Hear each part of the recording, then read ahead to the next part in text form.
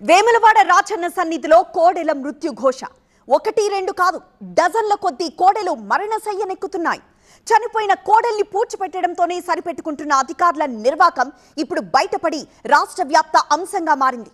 హిందుత్వ సమస్యగా ముదిరితే మనకే తలవంపులు అనుకుందో ఏమో ఉలిక్కి పడింది ప్రభుత్వం. బాధ్యులెవరు, బాధ్యత ఎవరిది అంటూ ఆరా తీస్తోంది.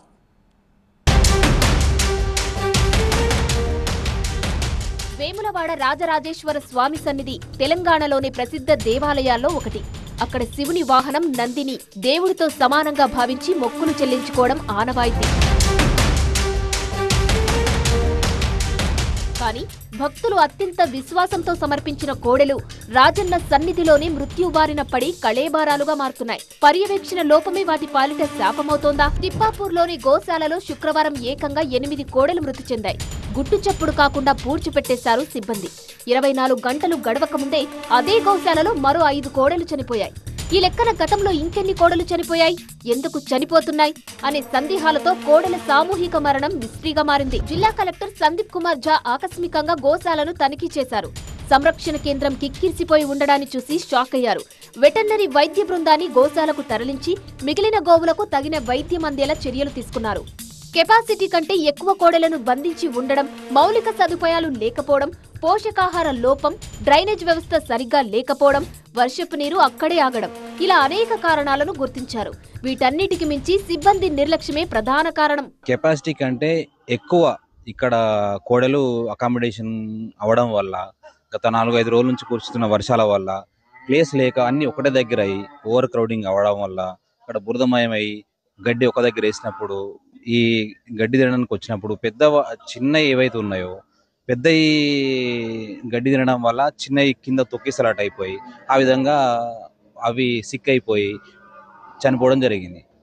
పెద్ద కోడె తొక్కినప్పుడు అది కింద పడిపోయినప్పుడు దాన్ని వెంటనే తీసి సిక్ రూమ్ లో వేస్తే దాన్ని ట్రీట్మెంట్ చేసి బాగు చేయగలుగుతాం. మొక్కు తీర్చుకునే భక్తుల సంఖ్య పెరుగుతుంది, కోడల సంఖ్య పెరుగుతోంది, దేవస్థానం ఆదాయము పెరుగుతోంది.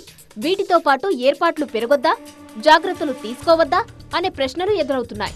కోడెల మృత్యుఘోష ఇదే రీతిన కొనసాగితే రాజకీయ అంశంగా మారే ప్రమాదం ఉంది. గోవులను రక్షించాల్సిన బాధ్యత వేములవాడ రాజేశ్వర దేవస్థానం మీద ఉన్నది. పైసలు తక్కువ మీరు గోవులను రక్షించకుంటే ఇక భక్తులకు ఏం సౌకర్యం కల్పిస్తారు? గోవులను రక్షించకుంటే ఏం తక్కువైంది? గతంలో కేసీఆర్ గారు వేసి రాజేశ్వర దేవస్థానం పైసలు తీసుకుపోయి వేరే కాడ పెట్టాడు. మరి కనీసం ఆ గోవులను రక్షించడానికి సరైన సదుపాయాలు కల్పించి, సరైన సౌకర్యం కల్పించి వాళ్ళని కాపాడాల్సిన బాధ్యత ఎలా అధికారుల మీద ఉంది. భక్తులు సమర్పించిన నిజ కోడెలను రైతులకు అందజేయాలన్నది ఒకప్పుడు విధానం. ప్రతి రైతుకు పట్టాదారు పాస్ పుస్తకాన్ని పరిశీలించి వ్యక్తిగతంగా వాటిని సంరక్షిస్తానని అఫిడవిట్ తీసుకున్న తర్వాతే కోడెను అప్పగించాలి. కానీ ఈ ప్రక్రియలో అవకతవకల కారణంగా 6 నెలలుగా పంపిణీ ఆగిపోయింది. ప్రస్తుతం స్వామివారికి భక్తులు సమర్పిస్తున్న నిజ కోడెలను తిప్పాపూర్ గోశాలలో ఉంచుతున్నారు. కానీ 600 కోడెలకు మాత్రమే వసతి సౌకర్యాలుంటే 1250కి పైగా కోడెలు రావడంతో సమస్య ఏర్పడింది.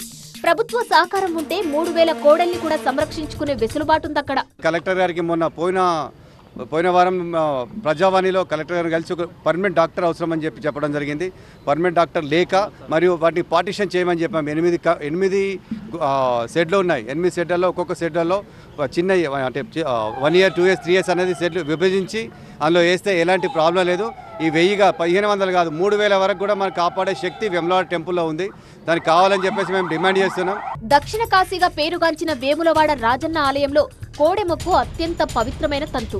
ఏటా ఆలయానికి కోడెమొక్కు ద్వారా 22 కోట్లకు పైగా ఆదాయం సమకూరుతోందంటే భక్తుల్లో ఆ సెంటిమెంట్ ఎంత బలమైందో అర్థం చేసుకోవచ్చు. ఇప్పుడు అది దెబ్బతినకుండా జాగ్రత్త పడాల్సిన బాధ్యత అధికారుల మీదే ఉంది. ఇదిలా ఉంటే వేములవాడ రాజన్న గుడిని జూన్ 15 నుంచి విస్తరణ పేరుతో మూసివేస్తున్నట్లు సోషల్ మీడియాలో ప్రచారం జరుగుతుంది. ఇదంతా అవాస్తవమని కొట్టిపారేశారు దేవస్థానం అధికారులు.